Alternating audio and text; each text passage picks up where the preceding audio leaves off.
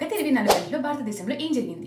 ఈసారి కేంద్రంలో ఎన్డీఏకు 400 సీట్లు వస్తే అయోధ్యలో రామమందిరం నిర్మించినట్లే మధుర, కాశీలో కూడా వైభవోపేతమైన దేవాలయాలు నిర్మిస్తామని అస్సాం సీఎం హిమాంత బిశ్వా అన్నారు. వీటితో పాటు ప్రధాని మోదీ నాయకత్వంలో పాక్ ఆక్రమిత జమ్మూ కాశ్మీర్ కూడా భారత్లో భాగమవుతుందని హిమాంత స్పష్టం చేశారు. అమిత్ షా జూన్ 4వ తేదీలోపు షేర్లను కొనుగోలు చేయాలని సూచించారు. లోక్సభ ఎన్నికల్లో బీజేపీ దాని మిత్రపక్షాలు క్లీన్ స్వీప్ చేయబోతున్నందున జూన్ 4 తర్వాత మార్కెట్ పెరుగుతుందని ఆయన అన్నారు. రామ్చరిత్ మానస్ పంచతంత్ర సహృదయలోక రచనలను యునెస్కో ప్రపంచ ఆసియా పెసిఫిక్ ప్రాంతీయ పట్టికలో చేర్చింది.